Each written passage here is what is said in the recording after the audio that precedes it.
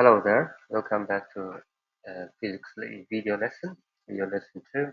This is week 16, December 12th to 16th week. Uh, right, so let's review what we studied at the first videos. First videos we studied about the energy resources. Well, this chapter is all about energy resources. So what is a resource? A resource is the material which can be you know which can be used to produce other form of energy like electricity.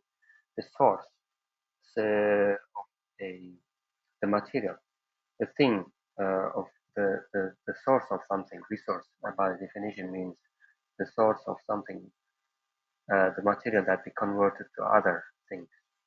So resource of energy is the material where the energy comes from. And we categorized the energy resources into two categories. One was, renewables, another one was non-renewables. Renewables is it can be replenished itself, doesn't run out, it is always there in our lifetime, in a short time it can replenish itself.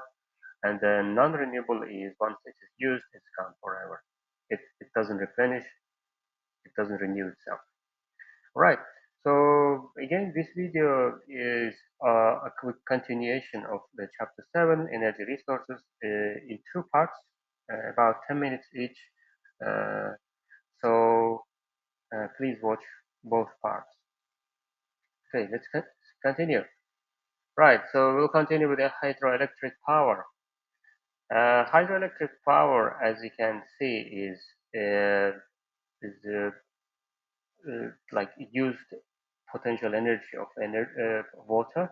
Uh, you know, just building a dam, blocking a water, and let the water build up with its potential energy. Then, once we have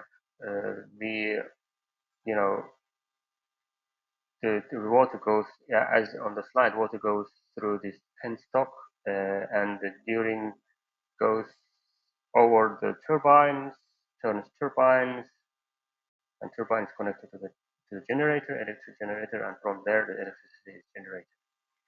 So again, we talk about the advantage. It's very clean fuel. I mean, clean energy resource. I'm sorry. Does not uh, emit harmful gases. It's reliable and safe. It's very uh, takes a short time to start up, operational starting. I mean, to run it takes very short time. Just open the valve, water will flow and turn the turbine. I'm not talking about the construction of dam. It is, of course, it's costly and expensive. But once you construct, during the daytime when the energy demand is very high, you can just open the valve, and let the water, potential energy of water, uh, turn the turbine. First, potential energy of water will convert it to its kinetic energy, and the kinetic energy will turn the turbine. Okay, disadvantages. Well, disadvantages. Initial construction is expensive, and they take a lot of space. Once you block or build a dam, there can be flooding behind the dam. There can be very big flooding, and that floods farmlands, uh, natural inhabitants like forests. So even people need to move from their houses because of this flooding. Yeah.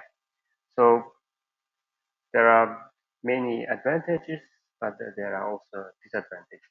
There are also cons.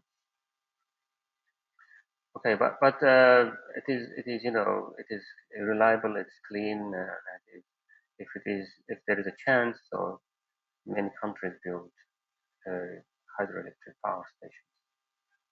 Okay, let's continue. So this is similar to hydroelectric power. It's called pumped storage system.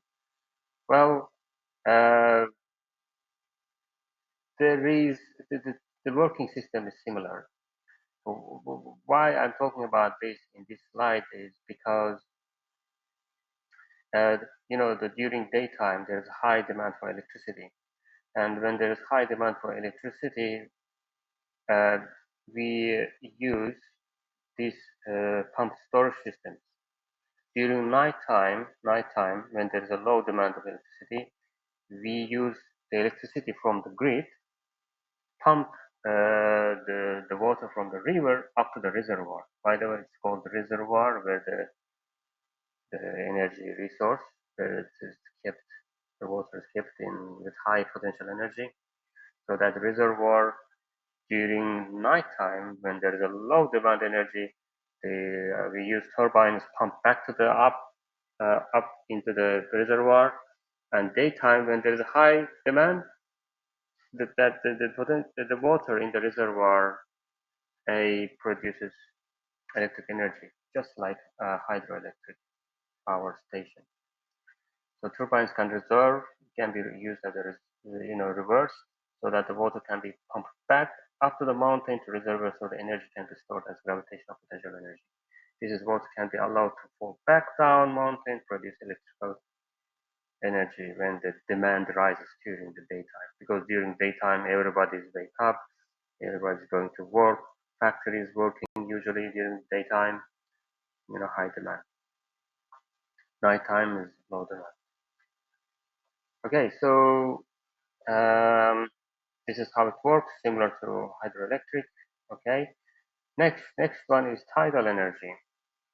So tidal energy is, if it talked about the wave energy, so it is similar to wave energy.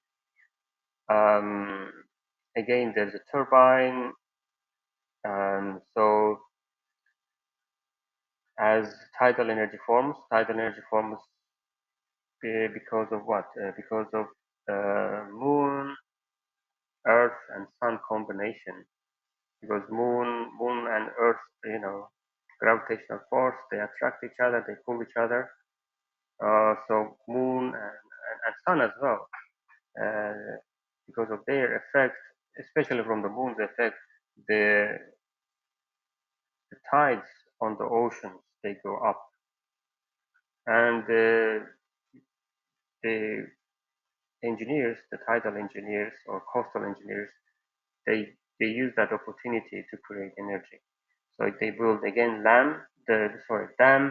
It's called, another name is tidal barrages. When there's one side is high water, they put the turbines, the water goes through turbines, turns the turbines. And by the way, the turbine is reversible, can be used as both ways. Again, let's start with the disadvantages. Disadvantages, again, flooding, um, the barrage, if there's a long barrage, can block the ships and even, fish living uh, the seawater, sea, the animals living in the sea. And the barrage can be very long, or they can block the ship routes, ship routes, or transportation of goods. Okay, now advantages. Of course, they are renewable. They never run out, isn't it? Tidals never run out. No fuel required, and they don't release harmful gases. They don't release harmful gases. And by the way, they don't require not many maintenance, very little maintenance. Once it is constructed, it is reliable for a long time. Okay, let's continue. The biomass fuel. Well, biomass fuel is well produced from rotting of plants and rotting of any waste from animals as well as from humans, from people. So how do we do it? This is biogas, by the way. Biogas, one of the one type of biomass fuel. So biogas can be produced by rotting, in, oxygen. Where there is no oxygen, the anaerobic bacteria can decay the organic material, which is waste or the plants waste from humans. It can decay, and during this process, anaerobic uh, energy production, the bacteria also produces gas, and that gas is just like natural gas can be used for as an energy resource. Okay, the well advantages is they are renewable. I'm sorry, so I've checked the time. I'm running out of time. So okay, let's finish this. Renewable. Why they are renewable? That's a good question. Why they are renewable? This is biomass or biofuel. Why they are renewable? Well, they can be renewed in our lifetime. It takes a few years or decade maximum to renew, to grow a new plant, isn't it? So they are renewable form of energy. They're also environmentally friendly, as I'm saying, they're carbon neutral. Even though when you burn wood or when you convert it to burn a biofuel, biogas, uh, during when you grow it, they consume that CO2 to grow. Plants consume CO2 to grow. So they make glucose, isn't it? So that's the usage of CO2 for growth is used is said as a carbon neutral. They use emit, whatever you emit by burning them or by turning into the biogas and burning them, whatever CO2 you emit, then they can use when you use when you produce new plants, they use that as a use it as a produce their food, as an energy form. So they say it's carbon neutral. I don't, I'm not sure about this because they also emit when you burn wood, you also emit other form of gas that are harmful, especially indoor when you burn wood, for example. It really affects your respiration system, breathing system, indoor burning wood, especially in now developing countries. They are still using biofuel, wood as a source of energy for heating and cooking as well. So indoor burning can lead to respiratory problems, limited amount of supply. So the amount can be also supply because mm, we need farms, big farms to grow the plants. Okay, so I'm going to stop here. Next, please come watch the part two. I'll continue with the part two. Thank you very much and see you in the next video.